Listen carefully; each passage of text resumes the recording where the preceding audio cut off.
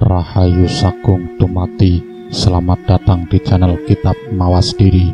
Dalam tayangan kali ini kami akan mengulik sedikit tentang sosok ulama besar yang mempunyai ilmu laduni, yaitu Yai Bagus Burham atau yang dikenal dengan nama Ronggo Warsito.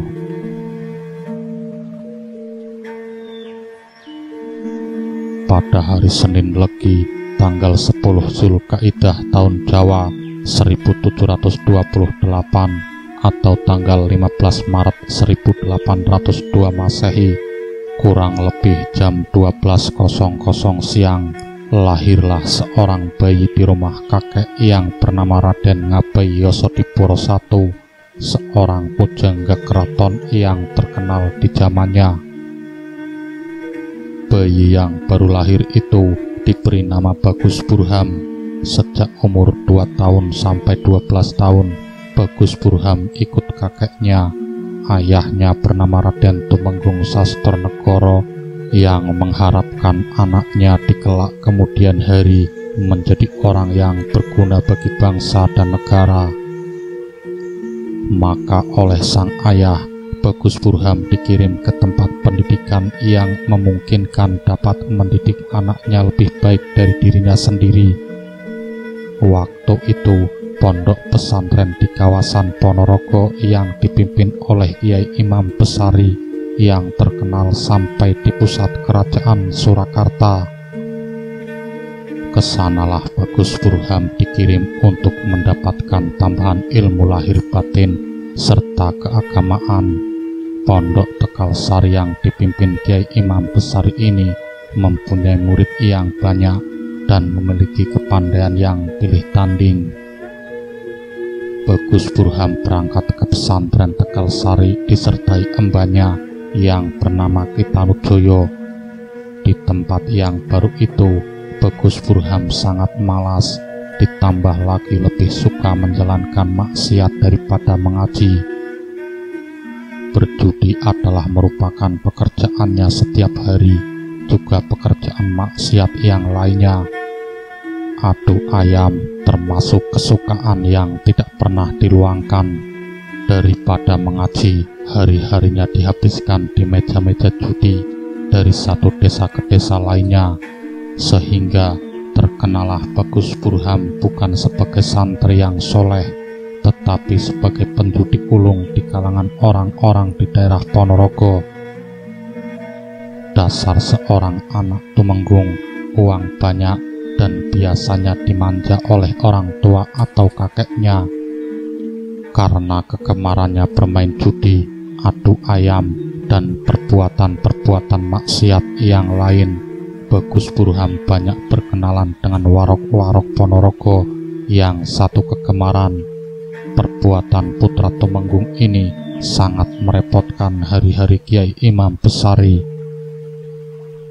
Diharapkan seorang putra priyayi keraton ini akan memberi suri teladan bagi murid-murid atau santri-santri yang lain, tetapi ternyata sebaliknya, seringkali Bagus Burham mendapat teguran dan marah dari Kiai Besari. Namun hal itu tidak merubah sifatnya. Dia tetap penjudi, tetap menyabung ayam, tetap gemar pada tindakan-tindakan yang menjurus ke maksiat. Karena merasa bosan setiap hari mendapat dampratan dari gurunya, maka Bagus Burham pergi meninggalkan pondok Tegal Sari, diikuti oleh Kitanujoyo.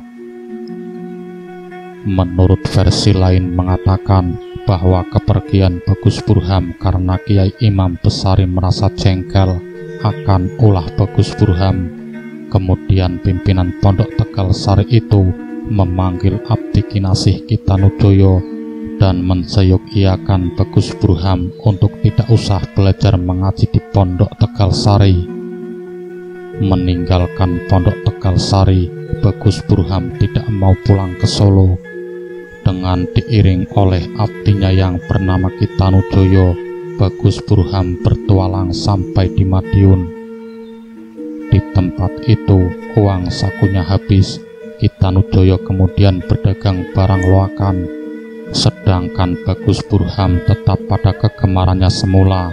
Betapa bingungnya Raden Tumenggung Sastronegoro tatkala mendapat laporan Kiai Imam Besari bahwa putranya pergi dari Tegalsari.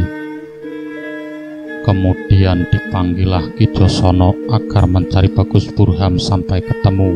Bila ketemu agar diajak kembali ke Tegalsari. Kiai Imam Besari kembali dari Keraton Solo mendapat laporan dari penduduk Tegalsari bahwa sekarang daerah Tegalsari tidak aman, banyak pencuri, serta tanaman diserang hama. Kiai Imam Besari memohon petunjuk dari Tuhan dan mendapatkan ilham bahwa keadaan daerahnya akan kembali aman damai apabila Bagus Burham kembali ke Tegalsari. Oleh karena itu, Kiai Imam Besari segera mengutus Ki Kromolio agar supaya berangkat mencari kemana kerangan perginya Bagus Burham. Bagi Ki Kromolio bukan pekerjaan yang sulit untuk mencari Bagus Burham, sebab dia tahu kehidupan macam apa yang digemari Bagus Burham, tempat judi, tempat adu ayam. Itulah sasaran Ki Kromolio. Pada penjudi dan pengadu ayam ditanyakan apakah kenal dengan pemuda yang bernama Bagus Burham. Orangnya tampan, dan akhirnya jejak Bagus Burham pun tercium juga. Ki Kromolio dapat menemukan Bagus Burham dan mengajak kembali ke Tegalsari. Namun Bagus Burham tidak mau. Karena pujukan Ki Josono, utusan orang tuanya yang kebetulan juga sudah menemukan tempat Bagus Burham, maka kembalilah Bagus Burham ke Tegalsari. Kiai Imam Besari menghadapi Bagus Burham dengan cara lain, sebab ternyata sekembalinya dari petualangannya, Bagus Burham bukan semakin rajin mengaji, tetapi semakin nakal dan bodoh. Tampaknya menghadapi murid yang demikian, kiai yang sudah berpengalaman itu lalu mengambil jalan lain. Bagus Burham tidak langsung diajar mengaji seperti santri-santri yang lain. Dia bukan keturunan orang biasa, tetapi masuk memiliki darah satria. Maka tidak mengherankan kalau dia juga memiliki atau mewarisi sifat-sifat leluhurnya, gemar sekali kepada hal-hal yang memperlihatkan kejantanan, seperti adu ayam dan lain sebagainya. Menurut Serat Condrokanto buatan Raden Ngabai Condro Pradoto, antara lain menyebutkan bahwa Raden Patah berputra Raden Tejo atau Pangeran Pamekas. Pangeran Pamekas berputra Panembahan Tejo Wulan di Jogorogo. Panembahan Tejo Wulan berputra Tumenggung Sujono Putro, seorang pujangga di Keraton Pajang. Kemudian Raden Tumenggung Sujono Putro berputra Tumenggung Tirtowiguno. Sedangkan Tumenggung Tirtowiguno ini mempunyai putra Raden Ngabai Yosodipuro I, pujangga Keraton Surakarta. Kemudian sang pujangga berputra Raden Ngabai Yosodipuro II atau Raden Tumenggung Sastronegoro, ayah dari Bagus Burham. Dari sumber lain menyebutkan bahwa Raden Tumenggung Sastronegoro bukan ayah Bagus Burham, tetapi kakeknya. Ayahnya bernama Mas Ngabai Ronggowarsito Panawucarik Kadipaten Anom. Dari silsilah tersebut diketahui bahwa Bagus Burham masih ada keturunan darah raja, darah bangsawan yang biasanya sangat suka adu jago, tetapi gemar melakukan tapa brata. Kesinilah Imam Kiai Besari mengarahkan, di samping diberi pelajaran mengaji seperti murid yang lain, maka Bagus Burham juga disuruh melakukan topo kungkum. Dari sini terbukalah hati Bagus Burham. Di keheningan malam, dengan gemerciknya suara air, di atasnya bintang-bintang berkelap-kelip, seolah-olah menyadarkan Bagus Burham yang usianya juga sudah semakin dewasa. Setelah menjalani topok kungkum selama 40 hari lamanya, maka Bagus Burham tumbuh menjadi anak yang pandai. Kiai Imam Besari tersenyum lega melihat perkembangan anak asuhnya yang paling pengal itu. Terapinya kena sekali. Padahal terapi itu hanya berdasarkan dongeng yang pernah didengarnya, bahwa dahulu kala ada seorang pemuda yang pengal, nakal, penjudi, pemalas, perampok yang bernama Ken Arok. Namun karena ketekunan seorang pendidik yang bernama Loh Gawe, maka akhirnya Ken Arok menjadi raja di Singosari, menurunkan raja-raja besar di tanah Jawa. Dari Mojopahit sampai ke Surakarta, semuanya menurut silsilah masih keturunan langsung dari Ken Arok, dan Raden Patah pun keturunan Ken Arok. Jadi Bagus Burham juga keturunan dari Ken Arok. Siapa tahu kenakalannya juga turunan yang dikelak kemudian hari akan menjadi orang yang luar biasa. Bagus Burham menjadi murid yang terpandai. Selama 4 tahun di Pondok Tegal Sari, ilmu gurunya sudah terkuras habis, tidak ada sisanya lagi. Kiai Imam Besari memuji keluhuran Tuhannya. Dia melimpahkan habis ilmunya kepada muridnya. Setelah dirasa cukup, maka Bagus Burham kembali ke Surakarta. Oleh orang tuanya, Bagus Burham disuruh langsung ke Demak untuk belajar mengenal sastra Arab dan kebatinan Jawa pada Pangeran Katilangu. Apakah ayahnya punya maksud agar kelak anaknya dapat menandingi kepandaian rajanya? Bagus Burham seorang kutu buku yang luar biasa. Dengan bekal kepandaian yang dimiliki dari beberapa guru-gurunya, Bagus Burham kemudian menekuni soal kesusastraan Jawa serta peninggalan-peninggalan nenek moyang. Buku-buku berbahasa Kawi kuno ditelaah dan dipelajari sebaik-baiknya. Jiwa petualang masih juga membarat dalam kalbunya. Dia seringkali mengadakan perjalanan dari satu daerah ke daerah yang lain. Bagus Burham meninjau tempat-tempat yang bersejarah, tempat-tempat yang mengandung nilai-nilai historis, tempat-tempat yang keramat, ke candi-candi dan tempat-tempat penting lainnya. Di sembarang tempat, di berbagai daerah, kalau dianggap ada orang yang memiliki kepandaian lebih, maka tidak malu-malu Bagus Burham berguru pada orang tersebut. Tidak peduli dia hanyalah seorang juru kunci atau orang biasa. Pada usia 18 tahun, sebagaimana kebiasaan anak priayi waktu itu, ingin mengabdikan dirinya kepada keraton. Caranya haruslah dengan magang atau pegawai percobaan pada Kadipaten Anom. Jiwa senimannya atau darah kebujanggaannya terasa mengalir deras di tubuhnya. Tidak merasa puas dengan pekerjaan magang tersebut, maka Bagus Burham mohon pamit sebab dirasa tidak ada kemajuan. Dia ingin mengembara, ingin berpetualang menuruti gejolak darah senimannya. Hampir seluruh pelosok Pulau Jawa telah dijelajahi oleh Bagus Burham. Bahkan juga luar Jawa seperti Bali, Lombok, Ujung Pandang, Banjarmasin. Bahkan ada sumber yang mengatakan pengembaraan Bagus Burham sampai di India dan Sri Lanka. Melihat perjalanan hidupnya seperti itu, pantaslah kalau Bagus Burham menjadi manusia yang kritis menghadapi suatu persoalan atau ungkapan perasaannya tanpa ada karyanya, yaitu Serat Kolotido. Pulang dari pengembaraannya, Bagus Burham kawin. Karena sang mertua diangkat menjadi bupati di Kediri, maka Bagus Burham pun mengikuti ke Kediri. Di tempat tersebut yang terkenal sebagai tempat bersejarah, banyak peninggalan-peninggalan dari zaman terdahulu. Di Kediri pernah berdiri kerajaan besar di mana salah satu rajanya adalah Sang Prabu Jayabaya. Waktu Sang Prabu berkuasa, agaknya keadaan negara sangat tentram dan damai. Terbukti lahirnya beberapa karya sastra besar.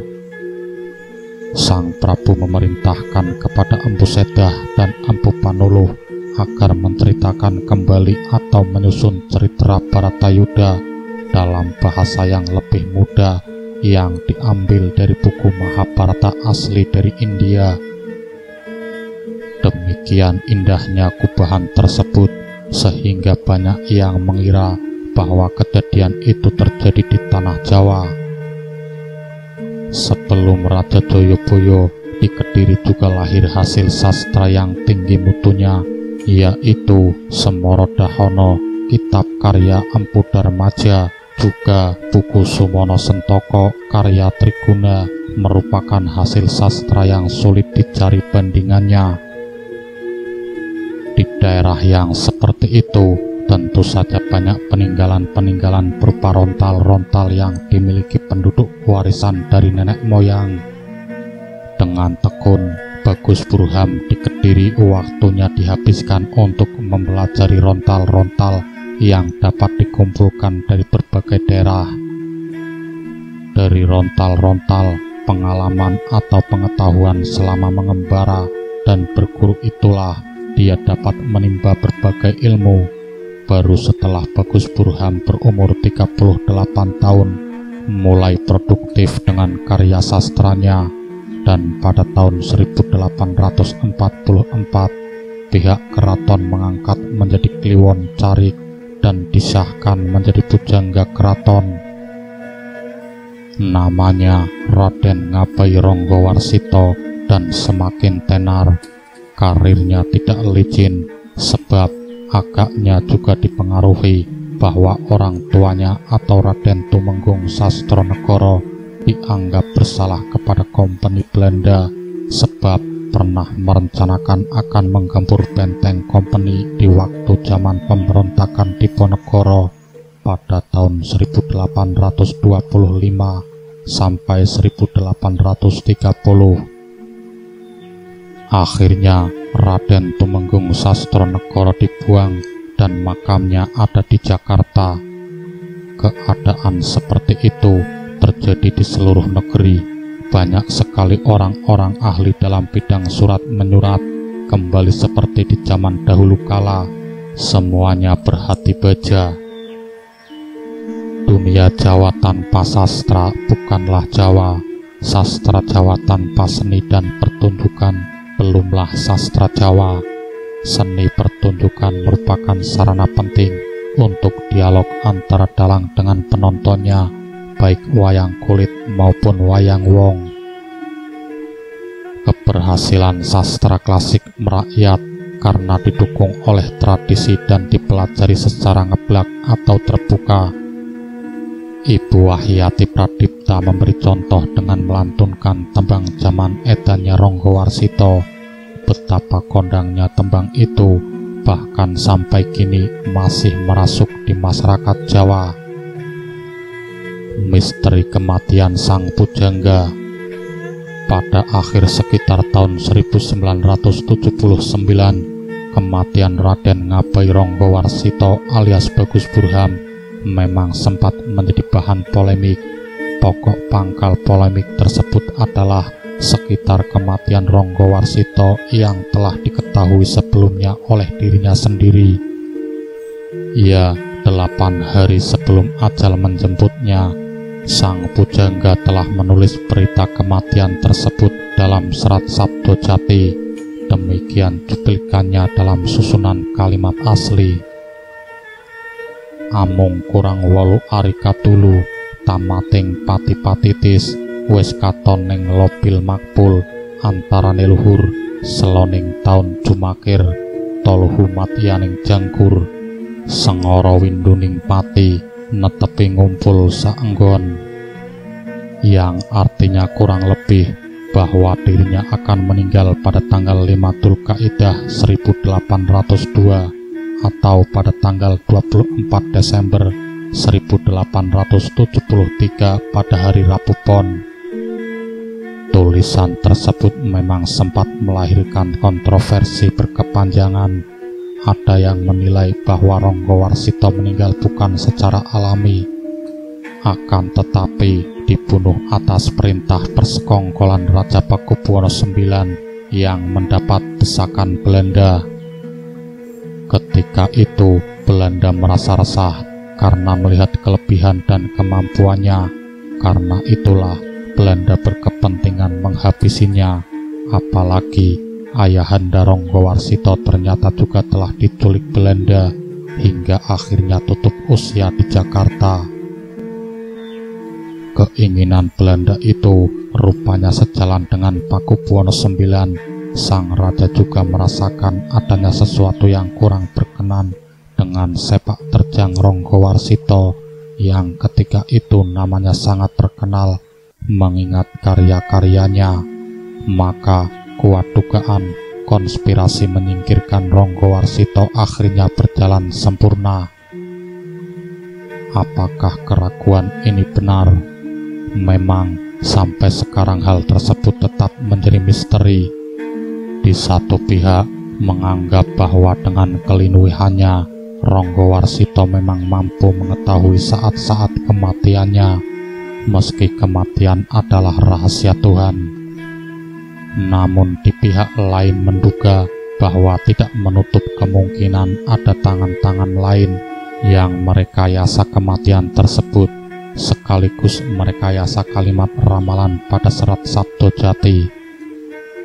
Memang banyak kalangan ahli yang beranggapan bahwa bait-bait sebagaimana kami nukilkan itu merupakan tambahan dari orang lain. Hal ini jika mengingat dari sekitar 50 buku tulisan karya Ronggowarsita tidak terlalu nyata mana tulisan murni karyanya dan mana yang ditulis bersama-sama dengan orang lain maupun yang merupakan terjemahan. Hal ini mudah dimaklumi mengingat pada waktu itu belum ada perlindungan hak cipta, apalagi sewaktu Ronggowarsita bertugas di Keraton Solo, kerajaan dalam kondisi tidak menentu, terpengaruh dengan perseteruan keluarga raja dan campur tangan kaum penjajah Belanda yang ingin mengail di air keruh. Dan bagaimanakah yang sebenarnya, hanya Tuhanlah yang maha tahu. Begitulah sahabat kitab Mawas Diri, sekelumit kisah tentang ulama besar yang mempunyai ilmu laduni, yaitu Kyai Bagus Burham atau yang dikenal dengan nama Ronggowarsita. Semoga bermanfaat dan menambah wawasan bagi kita semua. Salam sejahtera. Rahayu, Rahayu, Rahayu.